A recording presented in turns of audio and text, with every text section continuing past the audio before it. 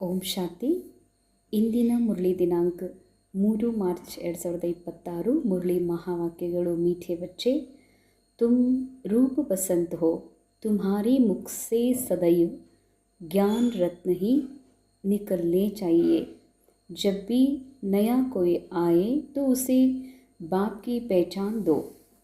ಮಧುರ ಮಕ್ಕಳೇ, ತಾವು ರೂಪ ಬಸಂತ ಆಗಿದ್ದೀರಿ. ಅದಕ್ಕಾಗಿ ತಮ್ಮ ಮುಖದಿಂದ ಸದಾ ಜ್ಞಾನ ರತ್ನಗಳೇ ಬರುತ್ತಿರಬೇಕು. ಯಾರೇ ಹೊಸಬರು ತಮ್ಮ ಸನ್ಮುಖದಲ್ಲಿ ಬರ್ತಾರಂದರೆ ಅವರಿಗೆ ಅವಶ್ಯ ತಂದೆ ಪರಿಚಯವನ್ನು ಕೊಡಬೇಕಾಗಿದೆ. ಬಾಬಾ ಹೇಳ್ತಾರೆ, ನೀವು ಜ್ಞಾನಿ ಯೋಗಿ ಆತ್ಮರಿದ್ದೀರಂದ್ರೆ ಸದಾ ಜ್ಞಾನ ರತ್ನಗಳೇ ನಿಮ್ಮ ಬಾಯಿಯಿಂದ ಬರ್ತಾ ಇರಬೇಕು. ಜ್ಞಾನ ರತ್ನಗಳಂದರೆ ಹೇಗೆ ಆ್ಯಸ್ ಇಟ್ ಈಸ್ ಬಾಬನ ಮುರಳಿಯಲ್ಲಿದ್ದಾವೆ ಅದೇ ಮಾತುಗಳೇ ನಾವು ಆಡ್ತಾ ಇರಬೇಕು ಅಥವಾ ಬಾಯ್ಪಾಟ್ ಮಾಡ್ತಾ ಇರಬೇಕು ಅಂತ ಹೀಗಲ್ಲ. ಜ್ಞಾನ ರತ್ನಗಳು ಅಂತಂದರೆ ಅವರಲ್ಲಿ ನಮ್ಮ ಶಬ್ದ, ನಮ್ಮ ಭಾವ, ನಮ್ಮ ಏನೆಲ್ಲ ಮಾತುಗಳಿವೆ ಅವೆಲ್ಲವೂ ಇನ್ನೊಬ್ಬರ ಆತ್ಮಸ್ಥಿತಿಯನ್ನು ಮಾಡುವಂಥವಿರಬೇಕು ಅಂತ. ಅಂದರೆ ಅವರಿಗೆ ಆತ್ಮದ ಅಶರೀರಿ ಅನುಭೂತಿ ಆಗುವಂತಹ ಮಾತುಗಳಾಡ್ರಿ. ಅದು ಯಾವುದೇ ರೂಪದಲ್ಲಾಡ್ರಿ, ಆದರೆ ದೇಹಭಾನವನ್ನು ಹೆಚ್ಚಿಸುವಂತಹ ಮಾತುಗಳನ್ನು ಆಡಬೇಡ್ರಿ. ಯಾರೇ ಹೊಸಬ್ರದಾರಂದ್ರೆ, ಇನ್ನು ಹಳಬ್ರದಾರಂದ್ರೆ ನಾವು ಅವರಿಗೆ ಜ್ಞಾನದ ಮಾತು ಅಥವಾ ಅಲೌಕಿಕ ಅನುಭವಗಳ ಮಾತುಗಳನ್ನು ಶೇರ್ ಮಾಡ್ಕೋತೀವಿ. ಹೊಸಬ್ರದಾರಂದ್ರೆ ಅವಶ್ಯ ಅವರಿಗೆ ಪರಮಾತ್ಮನ ಒಂದು ಪ್ರೇಮದಿಂದ ಮನಸ್ಸು ಹೇಗೆ ಪರಿವರ್ತನೆ ಆಗ್ತದ, ಜೀವನದಲ್ಲಿ ಏನು ಬದಲಾವಣೆ ಆಗ್ತದ, ಪರಮಾತ್ಮನ ಶಕ್ತಿ ಏನು ಮಾಡುವಂಥದ್ದದ, ಏನಿದ್ದವರನ್ನೇ ಏನು ಮಾಡಿದೆ ಈಗಾಗಲೇ ಅನ್ನುವಂಥದ್ದನ್ನು ಶೇರ್ ಮಾಡಿಕೊಡ್ರಿ. ಪರಮಾತ್ಮನ ಪರಿಚಯ ಹೇಳ್ರಿ, ಭಾವನ ಪರಿಚಯ ಅವಶ್ಯ ಹೊಸಬರಿಗೆಲ್ಲ ಹೇಳ್ರಿ. ಅಂದ್ರೆ ಸೀದಾ ಹಿಂಗೂ ಅಲ್ಲ, ಬರೀ ನಾನು ನಿಮಗೆ ಭಗವಂತನ ಪರಿಚಯ ಹೇಳ್ತೀನಿ, ಪರಮಾತ್ಮ ನಿರಾಕಾರದನ ಈ ಥರನೂ ಹೇಳೋದಲ್ಲ. ಆ ಥರ ಕೋರ್ಸಲ್ಲಿ ಅಥವಾ ಕೂತ್ಕೊಂಡು ಹಂಗೆ ಹೇಳೋದಿದ್ರೆ ಬಲೆ ಹೇಳ್ರಿ. ಆದರೆ ಯಾರೇ ಸಿಕ್ಕಾರತ್ತಂದ್ರೆ ಈಶ್ವರನ ಸ್ಮೃತಿ ಕೊಡಿಸ್ರಿ. ಎಲ್ಲದಕ್ಕೂ ಆಧಾರ ಮುಕ್ತಿದಾತ, ಜೀವನ್ಮುಕ್ತಿದಾತ, ಒಂದು ಸಹಾರ, ಆಶ್ರಯದಾತ ಏನಿದಾರಲ್ಲ ಪರಮಾತ್ಮ ಅನ್ನುವಂಥದ್ದನ್ನು ಪ್ರತಿ ಮಾತಿನಲ್ಲೂ ನೆನಪಿಸ್ಕೊಡ್ರಿ ಅಂತ. ಅಂದರೆ ಏನೇ ಒಂದು ನಮ್ಮ ಭರೋಸಾ, ಸಂಬಂಧಿಕರ ಮೇಲೆ ನಮ್ಮ ಭರೋಸಾ, ನಮಗೆ ನಮ್ಮ ಹತ್ರ ಇರುವಂಥ ಪ್ರಾಪರ್ಟಿ ಮೇಲೆ ಅಥವಾ ನಮ್ಮ ಟ್ಯಾಲೆಂಟ್ನ ಪ್ರತಿ, ಶರೀರದ ಪ್ರತಿ ಯಾವಾಗಲೂ ಇದೇ ಮಾತಾಡ್ತಿರ್ತೀವಿ. ಆದರೆ ಬಾಬಾ ಹೇಳ್ತಾರೆ, ಬಾಬನ ಶಕ್ತಿ ಏನು? ಬಾಬಾ ಅಂದರೆ ಡೈರೆಕ್ಟ್ ಬಾಬಾನೇ ಅಂತ ಹೇಳಬೇಡ್ರಿ. ಪರಮಾತ್ಮ ಏನು ಬಲ ಉಳ್ಳವರು, ಆ ಪರಮಾತ್ಮ ಬಲವನ್ನು ಪ್ರಾಪ್ತ ಮಾಡ್ಕೊಂಡ್ವಿ ಅಂದರೆ ನಮ್ಮ ಜೀವನ ಏನಿದ್ದದ್ದು ಹೋಗಿ ಏನಾಗ್ತದ, ಇದು ಜರೂರು ಒಬ್ಬರೊಬ್ಬರಿಗೆ ಹೇಳ್ರಿ ಅಂತಾರೆ ಬಾಬಾ. ಪ್ರಶ್ನೆ, ಅಪ್ನಿ ಅವಸ್ಥಾ ಕೋ ಏಕ್ ರಸ್ ಬನಾನೆ ಕಾ ಸಾಧನ್ ಕೌನ್ ಸಾ ಹೈ? ತಮ್ಮ ಅವಸ್ಥೆಯನ್ನು ಏಕರಸ ಮಾಡಿಕೊಳ್ಳುವಂತಹ ಸಾಧನೆ ಏನಾಗಿದೆ?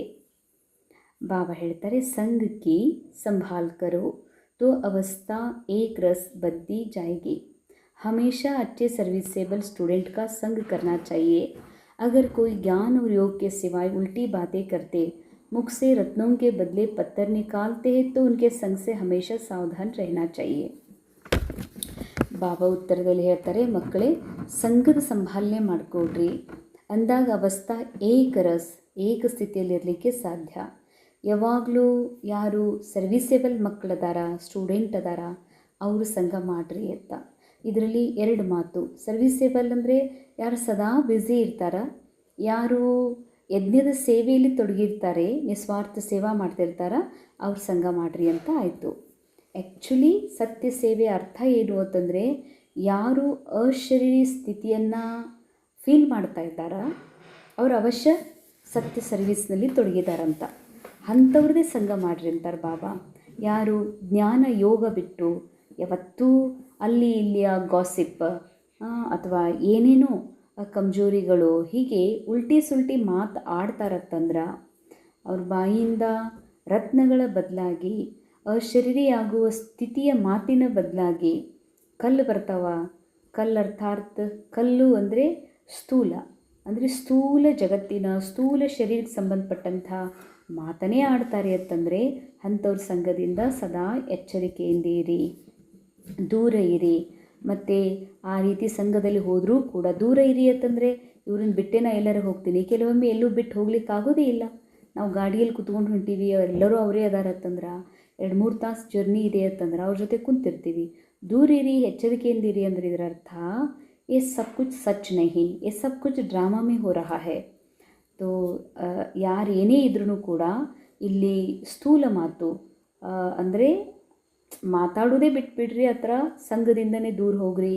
ಅವರ ಒಂದು ಶರೀರ, ಅವರ ಒಂದು ಇರುವಿಕೆಯಿಂದ ನೀವು ದೂರಿರಿ ಅಂತ. ಆದರೆ ಸೂಕ್ಷ್ಮ ಮಾತು, ಅವ್ರು ಏನು ಹೇಳ್ತಿದ್ದಾರೆ ಅದನ್ನು ರಿಯಲ್ ಅಂತ ಫೀಲ್ ಮಾಡಬೇಡ್ರಿ. ಡ್ರಾಮಾ ಇದು ಪಪೆಟ್ ಶೋ ಇದೆ. ಈ ಶೋದಲ್ಲಿ ಪ್ರತಿಯೊಬ್ಬರು ಗೊಂಬೆ, ಪ್ರತಿಯೊಂದು ಬಾಡಿ ಪಾತ್ರ ಗೊಂಬೆ. ಆ ಗೊಂಬೆಯಿಂದ ಬರುವಂತಹ ಪ್ರತಿ ಮಾತು ಕೂಡ ಡ್ರಾಮಾನುಸಾರ ಫಿಕ್ಸ್ಡ್ ಇದೆ. ಅಂದಮೇಲೆ ಇವ್ರೇನು ಮಾತಾಡ್ತಿದ್ದಾರ, ಇವ್ರೇನು ಯಾವಾಗಲೂ ಕಲ್ಲಿನ ಮಾತಾ ಆಡ್ತಾರ, ಇವ್ರ ಸಂಘದಾಗ ಬಂದೇ ನಾವು ಕೆಟ್ಟು ಹೋದ್ವಿ ಅಥವಾ ಇವ್ರ ಸಂಘದಾಗ ಬರಬಾರ್ದಾಗಿತ್ತು ಅಂತ ಈ ಥರನೂ ಮಾತಾಡ್ಲಿಕ್ಕೆ ಹೋಗ್ಬೇಡ್ರಿ, ವಿಚಾರ ಮಾಡಬೇಡ್ರಿ.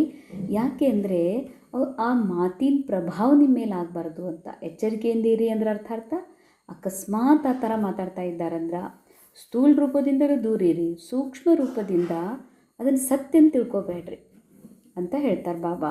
ಇನ್ನು ಸಂಘದ ಸಂಭಾಲ ಮಾಡ್ಕೊಳ್ರಿ ಅಂದರೆ ಏಕ ರಸ ಆಗ್ತದೆ ಅಂದರೆ ಒಂದಿದೆ ಸ್ಥೂಲ ಸಂಘ, ಸ್ಥೂಲ ಮಾತಿನ ಅರ್ಥ. ಸಂಘ ಅಂದರೆ ಅವರು ಬಿಕಿನೇ ಆಗಿರ್ಬೋದು ಅಥವಾ ಪರಿವಾರದಲ್ಲೇ ಅಂಥವ್ರು ಇರ್ಬೋದು, ಫ್ರೆಂಡ್ಸ್ ಇರ್ಬೋದು, ಅಥವಾ ಲೌಕಿಕದಲ್ಲಿ ಯಾರೇ ಅಂಥವ್ರು ಇರ್ಬೋದು, ಅವ್ರ ಸಂಘದಿಂದ ದೂರಿರಿ.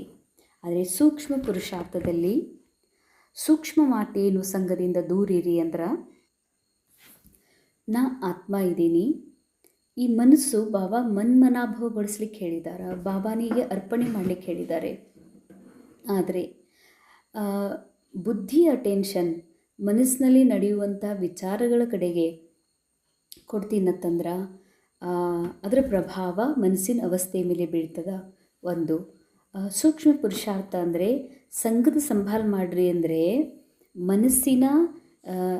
ನಿನ್ನ ಮನಸ್ಸಿನ ವಿಚಾರಗಳು ಯಾವ ದೂಷಿತದವ, ಯಾವ ದೇಹಭಾನದದವ, ಯಾವ ವ್ಯರ್ಥ ಅದಾವ, ಯಾವ ಆಲ್ರೆಡಿ ಒಳಗಡೆ ಸ್ಟಾಕ್ ಅದಾವ. ಹೇಗೆ ಬಾಬಾ ಹೇಳಿದರು ನಿನ್ನೆ ದಿನ, ವ್ಯರ್ಥದ ವೇಟ್ ಭಾಳದ, ವ್ಯರ್ಥ ಮಾತಿನ ವೇಟ್, ವ್ಯರ್ಥ ವಿಚಾರಗಳ ವೇಟ್ ಭಾರ ಭಾಳ ಇದೆ ಅಂತ.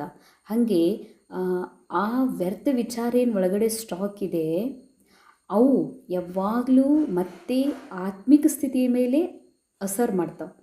ಅದಕ್ಕಾಗಿ ಬಾಬಾ ಹೇಳ್ತಾರೆ, ಒಳಗಡೆ ಇರುವ ಆ ಸಂಕಲ್ಪಗಳು, ಆ ಭಾವಗಳು, ಇವುಗಳನ್ನು ರಿಯಲ್ ಅಂತ ಫೀಲ್ ಮಾಡಬೇಡ್ರಿ. ಇವುಗಳಿಂದಲೂ ಪರೆಯಾಗಿರುವಂತಹ ಅಭ್ಯಾಸ ಅಂದರೆ ನಾ ಆತ್ಮ ಇದ್ದೀನಿ, ನಿರಾಕಾರ, ನಾನು ಸಂಕಲ್ಪದಿಂದಲೂ ಪರೆ, ಭಾವನಾದಿಂದಲೂ ಪರೆ ಇದ್ದೀನಿ, ಈ ಭಾವನಾ ಈ ಸಂಕಲ್ಪ ಸತ್ಯ ಅಲ್ಲ ಅಂತ ಇಷ್ಟು ಸೂಕ್ಷ್ಮ ಪುರುಷಾರ್ಥದ ಅಭ್ಯಾಸ ಮಾಡಿದ್ದೇ ಆದರೆ ನಮ್ಮ ಸ್ಥಿತಿ ಅವಶ್ಯ ಏಕರಸ ಆಗೋಕ್ಕೆ ಸಾಧ್ಯ ಇದೆ. ಆಗ ನಮ್ಮ ಸ್ಥಿತಿಯ ಮೇಲೆ ಯಾರ ಪ್ರಭಾವ ಆಗೋದಕ್ಕೆ ಸಾಧ್ಯವಿಲ್ಲ. ಇಂದಿನ ಮುರಳಿಯ ಮುಖ್ಯ ಸಾರ, सेंसिबल बन सबको बाबा का परिचय देना है, मुख से कभी पत्थर निकाल डिसर्विस नहीं करनी है. ಸೇವಾಧಾರಿ ಮಕ್ಕಳಾಗಿ ಬಾಬಾರ ಪರಿಚಯ ಕೊಡ್ರಿ. ಬಾಯಿಯಿಂದ ಎಂದಿಗೂ ಕೂಡ ಕಲ್ಲು ಅರ್ಥಾತ್ ಸ್ಥೂಲ ಜಗತ್ತಿನ ಸ್ಥೂಲ ಶರೀರದ ಮಾತುಗಳನ್ನು ಆಡಬೇಡ್ರಿ. ಇದು ಕೂಡ ಡಿಸ್ಸರ್ವಿಸೇ ಆಗಿದೆ ಅಂತಾರೆ ಬಾಬಾ. ಯಾಕೆಂದರೆ ಮೆಂಟಲ್ ಎನರ್ಜಿ ಫ್ಲೋ ಆಗ್ತಾ ಇರ್ತದೆ. ನಾವು ಅನ್ಕೋತೀವಿ ಸೇವಾದೊಳಗೆ ಕೈಯಿಂದಂತೂ ಸೊಪ್ಪು ಸೋಸ್ತಾ ಇದ್ದೀವಿ, ತರಕಾರಿ ಸೋಸ್ತಿದ್ದೀವಿ, ಕೈಯಿಂದ ಸೇವೆ ಮಾಡ್ತಾ ಇದ್ದೀವಲ್ಲ, ಮಾತಾಡಿದ್ರೆ ಏನಾಯಿತು ಅಂತ. ಮಾತು ಬಿಡ್ರಿ, ಸಂಕಲ್ಪ ಏನಿದೆ, mental energy vibrations continuously flow ಆಗ್ತಾ ಇರ್ತದೆ. ಒಂದು ವೇಳೆ ಅದು ವ್ಯರ್ಥ ಇದೆ, ದೇವಭಾನದಿದೆ ಅಂತಂದ್ರೆ ಅದರಿಂದ ವಾತಾವರಣ ಅಶುದ್ಧ ಆಗ್ತಂತಾರೆ ಬಾಬಾ. ಅದಕ್ಕೆ ಡಿಸ್ಸರ್ವಿಸ್ ಆಗುವಂಥದ್ದನ್ನು ಮಾಡಬೇಡ್ರಿ. ಜ್ಞಾನ ಯೋಗದ ಹೊರತು ಯಾವ ಮಾತಿನ ಚರ್ಚೆಯನ್ನು ಮಾಡಬೇಡ್ರಿ. ಭಾಳ ಸೂಕ್ಷ್ಮವಾದಂಥ ಮಾತು ಇದು. ಅಂತಿಮ ಸಮಯ ಇರೋದರಿಂದ ನಾವು ನಮ್ಮ ಮುಖ್ಯ ಆತ್ಮಿಕ ಅವಸ್ಥೆ ಕಡೆ ಗಮನ ಕೊಡಬೇಕಾಗಿದೆ ಹೊರತು ಯಜ್ಞದಲ್ಲಿರುವ ಜಗತ್ತಿನಲ್ಲಿರುವ ಅನೇಕ ವಿಷಯಗಳ ಬಗ್ಗೆ ಚರ್ಚೆ ಮಾಡಬೇಡ್ರಿ ಅಂತಾರೆ ಬಾಬಾ. ಹೀಗಾಯಿತು ಹಾಗಾಯಿತು ಅಂಥೇಳಿ. ಸೆಕೆಂಡ್ ಪಾಯಿಂಟ್, जो रूप बसंत है सर्विसेबल है उनका ही संग करना है, ಯಾರು ಯೋಗಿ ಜ್ಞಾನಿ ಮತ್ತು ಸರ್ವಿಸೇಬಲ್ ಮಕ್ಕಳಿದ್ದಾರೆ ಅಂಥವ್ರದ್ದೇ ಸಂಘ ಮಾಡಿರಿ. जो उल्टी सुल्टी बातें सुनाए उनका संग नहीं करना है. ಉಲ್ಟಾ ಸುಲ್ಟಾ ಮಾತನಾಡುವಂಥವರ ಸಂಘವನ್ನು ಮಾಡಬೇಡ್ರಿ ಅಂತಾರೆ ಬಾಬಾ. वरदान नॉलेज द्वारा रावण के बहुरूपों को जानकर उसकी अट्रैक्शन से मुक्त रहने वाले हिम्मतवान भव. ಜ್ಞಾನದ ಮೂಲಕ ರಾವಣನ ಅನೇಕ ರೂಪಗಳನ್ನು ತಿಳ್ಕೊಂಡು ಅದರ ಒಂದು ಆಕರ್ಷಣೆಯಿಂದ ಮುಕ್ತರಾಗಿರುವಂತಹ ಧೈರ್ಯವಾನಾತ್ಮರು ಆಗ್ರಿ. जो बच्चे नॉलेज द्वारा रावण के बहुरूपों को अच्छी तरह से जान गए उनके आगे वह नज़दीक भी नहीं आ सकता. ಮಾಯಾ ಏನಿದೆ ಇದು ಇದು ಚೋರ್ ಅಂದರೆ ಗುಪ್ತ ಕಳ್ಳರು ಎಲ್ಲಿದ್ದಾವೆ ಮೈಂಡ್ ಒಳಗೆ ಅದಾವ ಅಂದಮೇಲೆ ಬಾಬಾ ಅಂತಾರೆ ಜ್ಞಾನದ ಆಧಾರದಿಂದ ಒಳಗಡೆನೇ ಇರುವಂತಹ ಈ ಗುಪ್ತ ಕಳ್ಳರನ್ನು ಮೊದಲು ಕಂಡು ಹಿಡೀರಿ ಅಂದ್ರೆ ಅವರು ನಿಮ್ಮ ಸಮೀಪದಲ್ಲಿ ಬರಲಿಕ್ಕೆ ಸಾಧ್ಯ ಇಲ್ಲ. ಚಾಹೆ ಸೋನೆ ಕಾ चाहे हीरे का रूप धारण करे लेकिन उसके अट्रैक्शन में नहीं आएंगे. ಯಾರಿಗೆ ಸತ್ಯ ನಾಲೆಜ್ ಇದೆ, ಇದು ಡ್ರಾಮಾ, ಈ ಡ್ರಾಮಾದಿಂದ ಪರಿಯಾಗಿರುವ ನಿರಾಕಾರ ಆತ್ಮ ಇದೇನನ್ನುವಂಥ ಸತ್ಯ ನಾಲೆಜ್ ಇದೆಯಲ್ಲ, ಅವರೆಂದಿಗೂ ರಾವಣ ಮಾಯೆ ಬಂಗಾರದ ರೂಪ ಧರಿಸಿ ಬರಲಿ, ವಜ್ರದ ರೂಪ ಧರಿಸಿ ಬರಲಿ, ಆದರೆ ಅವರೆಂದಿಗೂ ಅದಕ್ಕೆ ಆಕರ್ಷಿತ ಆಗೋಕ್ಕೆ ಸಾಧ್ಯನೇ ಇಲ್ಲ. ऐसी सच्ची सीताएं बन लकीर के अंदर रहने का लक्ष्य रख, हिम्मतवान बनो. ಇಂಥ ಸೀತಾ ಆಗ್ರಿ ಅಂತಾರೆ ಬಾಬಾ. ಹಿರಣ್ಣ ಬಂಗಾರದ ಹಿರಣ್ಣ ಕಂಡು ನನಗೆ ಬೇಕು ಅನ್ನುವಂಥ ಸೀತಾ ಆಗಬೇಡ್ರಿ. ಇದು ಬಂಗಾರದ ರೂಪ ಕಂಡ್ರು ಇದು ಮಾಯಾ ಅದ ಅನ್ನೋದನ್ನು ನಾಲೆಜ್ಫುಲ್ಲಾಗಿ ತಿಳ್ಕೊಡ್ರಂತಾರೆ ಬಾಬಾ. ಹೀಗನ್ನಿಸಲ್ಲ ಯಾವುದೋ ಕೆಲವು ವಿಷಯಗಳು ನಮ್ಮನ್ನು ಜ್ಞಾನದಿಂದ ಯೋಗದಿಂದ ಏಕರಸ ಸ್ಥಿತಿಯಿಂದ ದೂರ ಮಾಡಿಕೊಂಡು ತಮ್ಮ ವಶದಲ್ಲಿ ತೊಗೊಂಡು ಹೋಗುವಂಥ ಅನೇಕ ಮಾತುಗಳದಾವ. ಅದು ಮೀಡಿಯಾನೇ ಇರ್ಬೋದು, ಅಥವಾ ನೆಟ್ವರ್ಕ್ ಇರ್ಬೋದು, ಫ್ರೆಂಡ್ಸ್ ಇರ್ಬೋದು, ಫ್ಯಾಷನ್ನೇ ಇರ್ಬೋದು, ತಿನ್ನುವುದು ಉಣ್ಣದೇ ಇರ್ಬೋದು. ಅದಕ್ಕೆ ಬಾಬಾ ಅಂತಾರೆ ಸತ್ಯ ಸೀತೆಯರಾಗ್ರಿ. ಒಳಗಡೆ ಇರುವಂತಹ ಆಕರ್ಷಣೆ ಮಾಡುವಂತಹ ಆ ಬಂಗಾರದ ಅಥವಾ ವಜ್ರದ ಹಿರಣ್ಯ ಏನದನಲ್ಲ ಗುರುತಿಸ್ರಿ ಅಂತಾರೆ ಬಾಬಾ. ತೋ ಐಸಿ ಸಚ್ಚಿ ಸೀತಾಯೇ ಬಂದು ಲಕೀರ್ ಕೆ ಅಂದರ್ ಹರಿ ಕಾ ಲಕ್ಷ್ಯ ರಖೋ. ಈ ರೀತಿ ಸತ್ಯ ಸೀತೆಯರಾಗಿ ಗೆರೆ ಒಳಗಿಡ್ರಿ, ಗೆರೆ ಬಿಟ್ಟು ಹೊರಗೆ ಹೋಗಬೇಡ್ರಿ ಅಂತಾರೆ ಬಾಬಾ. ಗೆರೆಯೊಳಗೆ ಇರ್ರಿ ಅಂದ್ರೆ ಶ್ರೀಮತದ ನಿಯಮಗಳ ಒಳಗಿದ್ರಿ ಅಂತಂದ್ರೆ ನೀವು ಈ ಲಕ್ಷ್ಯ ಇಟ್ಕೊಂಡ್ರಿ ಅಂದ್ರೆ ಅವಶ್ಯ ಧೈರ್ಯವಾಗಿರ್ತೀರಿ. फिर यह रावण की बहुसेना वार करने के बजाय आपकी सहयोगी बन जाएगी. ರಾವಣನ ಬಹುರೂಪಿ ಸೇನಾ ಏನಿದೆಯಲ್ಲ ಅದು ನಿಮ್ಮ ಮೇಲೆ ದಾಳಿ ಮಾಡಿ ಬದಲಾಗಿ ನಿಮಗೆ ಇನ್ನೂ ಉಲ್ಟಾ ಸಹಯೋಗಿ ಆಗ್ತದೆ. प्रकृति के 5 तत्व और 5 विकार ट्रांसफ़र होकर आपकी सेवा के लिए आएंगे. ಪ್ರಕೃತಿಯ 5 ತತ್ವಗಳು 5 ವಿಕಾರಗಳು ಸಹ ಪರಿವರ್ತನೆಗೊಂಡು ನಿಮ್ಮ ಸೇವೆಗೆ ಸಜ್ಜಾಗ್ತವೆ ಅಂತಾರೆ ಬಾಬಾ. ಸ್ಲೋಗನ್ सेवाओं में सफलता प्राप्त करना है तो निर्माण चित्त की विशेषता को धारण करो. ಸೇವೆಯಲ್ಲಿ ಸಫಲತೆ ಪ್ರಾಪ್ತ ಮಾಡಿಕೊಳ್ಳಬೇಕು ಅಂದರೆ ನಿರ್ಮಾಣ ಚಿತ್ತರಾಗಿ ನಿರ್ಮಾಣ ಚಿತ್ತತೆ ವಿಶೇಷತೆಯನ್ನು ಧಾರಣೆ ಮಾಡಿಕೊಡ್ರಿ. ಅವ್ಯಕ್ತಿ ಶಾರೆ ನಿಶ್ಚಯದ ಫೌಂಡೇಶನನ್ನು ಗಟ್ಟಿಯಾಗಿ ಮಾಡಿಕೊಂಡು ಸದಾ ನಿರ್ಭಯ ಮತ್ತು ನಿಶ್ಚಿಂತರಾಗಿರಿ. ವಿಜಯಿ बनने का फाउंडेशन है निश्चय. ಫೌಂಡೇಶನ್ ಅಗರ್ ಪಕ್ಕಾ ಹೈ तो ಬಿಲ್ಡಿಂಗ್ ಹಿಲ್ नहीं सकती. ವಿಜಯಿ ಆಗಬೇಕು ಅಂದರೆ ಫೌಂಡೇಶನ್ ಆಗಿದೆ ನಿಶ್ಚಯ. ಫೌಂಡೇಶನ್ ಒಂದು ವೇಳೆ ಪಕ್ಕಾ ಇರಬೇಕು ಅಂತಂದರೆ ಪಕ್ಕಾ ಇತ್ತು ಅಂದರೆ ಬಿಲ್ಡಿಂಗ್ ಎಂದು ಅಲುಗಾಡ್ಲಿಕ್ಕೆ ಸಾಧ್ಯ ಇಲ್ಲ. ಅವಾಗ ನೀವು ನಿಶ್ಚಿಂತಿರ್ತೀರಿ. ಅಗರ್ ಫೌಂಡೇಶನ್ ಕಚ್ಚಾ ಹೈ तो ಥೋಡಾ ಸಾ ಭಿ ತುಫಾನ್ ಆಯಿಗಾ. ಅಂದರೆ ಏನು ವಿಶ್ವಾಸದೊಳಗೆ ಎಲ್ಲೋ ನಿಶ್ಚಯ ಇರೋದ್ರೊಳಗೆ ಏನೋ ಸ್ವಲ್ಪ ಡಗ್ಮಗ್ಗದ, ಇನ್ನು ಅಂಥ ಆತ್ಮ ಇಲ್ಲ, ನಾವು ನೀವೆಲ್ಲಿ ನಾವೆಲ್ಲಿ ಅಂತ ಹಿಂಗೆ ಇನ್ನೂ ಡೌಟ್ ಅದ ಅಂತಂದ್ರೆ ಬಾಬಾ ಹೇಳ್ತಾರೆ ಬಿರುಗಾಳಿ ಬರುದೆ. ಥೋಡಿ ಬಿ ಧರ್ನಿ ಹಿಲೇಗಿ ತೋ ಭಯ ಹೋಗ. ಸ್ವಲ್ಪ ಭೂಮಿ ಬಾಯಿ ಬಿರಿದ್ರೂ ಭಯ ಆಗ್ತಾರೆ. ಅಂದರೆ ಸ್ಥೂಲ ಭೂಕಂಪ ಸುನಾಮಿ ಕಳ್ಳರು ಬರೋದು ಮಾತಲ್ಲ, ಅದಂತೂ ಆಗುವುದೇ. ಅದರಿಂದ ಭಯಭೀತ ಆಗೋದಂತೂ ಅದು ಅವಂತೂ ಭಾಳ ಚಿಕ್ಕ ಮಾತು. ಯಾವುದು ಮನಸ್ಸಿನಲ್ಲಿ ವ್ಯರ್ಥ ವಿಚಾರಗಳ ಬಿರುಗಾಳಿ ಹೇಳ್ತದ, ಆ ವ್ಯರ್ಥ ವಿಚಾರಗಳ ಒಂದು ಸುರುಮಳೆ ಸುರಿತದ, ಅದಕ್ಕೆ ಭಯಭೀತ ಆಗಬಾರ್ದು ಅಂತಾರೆ ಬಾಬಾ. ಈ ಬಿಲ್ಡಿಂಗ್ ಹಮಾರಿ ಗಿರ್ ನಹಿ ಜಾಯೆ ಯಾ ಕ್ರ್ಯಾಕ್ ನಹಿ ಹೋ ಜಾಯೆ. ಬಾಬಾ ಅಂತಾರ ಇಷ್ಟು ನಿರ್ಭಯ ಇರಬೇಕು, ಇಷ್ಟು ನಿಶ್ಚಿಂತ ಇರಬೇಕಲ್ಲ, ಇಷ್ಟು ನಿಮ್ಮ ಬಾಬನ ಮೇಲೆ ನಿಶ್ಚಯ ಇರಬೇಕು. ಈ ನಿಶ್ಚಯ ರೂಪಿ ಬಿಲ್ಡಿಂಗ್ ಅದಲ್ಲ, ಇದು ಅಲಗಾಡಬಾರ್ದು, ಕ್ರ್ಯಾಕ್ನೂ ಬರಬಾರ್ದು ಅಂತಾರೆ ಬಾಬಾ. ಲೇಕಿನ್ ನಿಶ್ಚಯ का ಫೌಂಡೇಶನ್ ಪಕ್ಕಾ ಹೋगा तो निर्भय और निश्चिंत रहेंगे, ಅಂಡರ್ಲೈನ್. ಆದರೆ ನಿಶ್ಚಯದ ಫೌಂಡೇಶನ್ ಪಕ್ಕ, ನಾ ಆತ್ಮ, ನಂದು ಯಾರೂ ಲಾಸ್ ಮಾಡೋಕ್ಕೆ ಸಾಧ್ಯ ಇಲ್ಲ, ನಂದು ಯಾರೂ ಕಸ್ಕೊಳ್ಳಿಕ್ಕೆ ಸಾಧ್ಯ ಇಲ್ಲ, ನನ್ನನ್ನು ಬದಲಾಯಿಸಲಿಕ್ಕೆ ಸಾಧ್ಯ ಇಲ್ಲ, ನನ್ನನ್ನು ರೀಪ್ಲೇಸ್ ಮಾಡೋಕ್ಕೆ ಸಾಧ್ಯ ಇಲ್ಲ, ಸಾಯಿಸ್ಲಿಕ್ಕೆ ಸಾಧ್ಯ ಇಲ್ಲ. ಅಂಥ ಅವಿನಾಶಿ ಸತ್ಯ ಆತ್ಮ ಇದ್ದೀನಿ ಅಂದಮೇಲೆ ಈ ನಿಶ್ಚಯದ ಫೌಂಡೇಶನ್ ಪಕ್ಕಾ ಇತ್ತು ಅಂದರೆ ನೀವು ನಿರ್ಭಯ ಮತ್ತು ನಿಶ್ಚಿಂತರಾಗಿರ್ತೀರಿ ಅಂತ ಬಾಬಾ. ಓಂ ಶಾಂತಿ. ಇಂದಿನ ಮುರಳಿಯ ಮುಖ್ಯ ಮಹಾವಾಕ್ಯಗಳ ಅನುಭವ ಮಾಡೋಣ.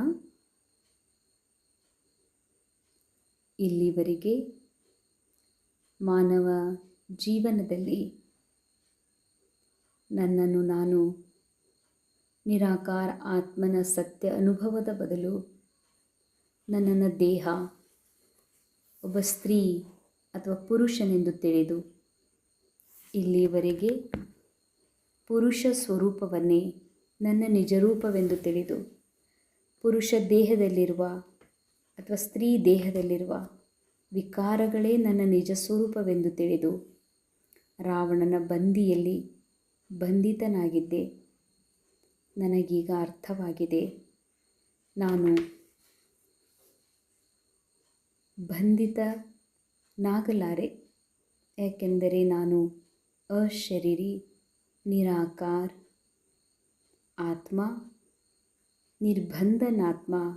ನನ್ನನ್ನು ಈ ಜಗತ್ತಿನ ಯಾವ ಶಕ್ತಿಯೂ ಕೂಡ ಬಂಧಿಸಲಾರದು. ಭಲೇ ಶರೀರದ ಮನಸ್ಸನ್ನು ಬಂಧಿಸ್ಬೋದು, ಆದರೆ ನನ್ನ ಆತ್ಮನನ್ನು ಈ ಜಗತ್ತಿನ ಯಾವ ಶಕ್ತಿಯೂ ಟಚ್ ಕೂಡ ಮಾಡಲಾರ್ದು. ಈಗ ನಾನು ಈ ಸಂಪೂರ್ಣ ಸತ್ಯವನ್ನು ಅರಿತಿರುವ ಕಾರಣ, ಈ ಸತ್ಯದ ಪ್ರತಿಯಾಗಿ ವಿಶ್ವಾಸವಿರುವ ಕಾರಣ, ನಿಶ್ಚಯವಿರುವ ಕಾರಣ ನಾನೀಗ ನಿರ್ಭಯವಾಗಿದ್ದೇನೆ.